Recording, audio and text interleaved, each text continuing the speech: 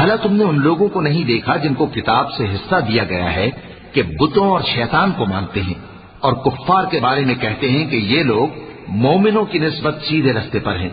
یہی لوگ ہیں جن پر اللہ نے لعنت کی ہے، اور جس پر اللہ لعنت کرے تو تم اس کا کسی کو مددگار نہ پاؤ گے۔ کیا ان کے پاس بادشاہی کا کچھ حصہ ہے؟ اس صورت میں تو یہ لوگوں کو تل برابر بھی نہ دیں گے۔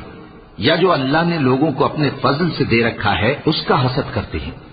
تو ہم نے خاندان ابراہیم کو کتاب اور دانائی عطا فرمائی تھی اور سلطنت عظیم بھی بخشی تھی۔ پھر لوگوں میں سے کسی نے تو اس کتاب کو مانا اور کوئی اس سے رکا رہا، تو ان نہ ماننے والوں کے لیے دوزخ کی جلتی ہوئی آگ کافی ہے۔ جن لوگوں نے ہماری آیتوں سے کفر کیا ان کو ہم عنقریب آگ میں داخل کریں گے۔ جب کبھی ان کی کھالیں گل جائیں گی تو ہم ان کو اور کھالیں بدل کر دیں گے تاکہ ہمیشہ عذاب کا مزہ چکھیں۔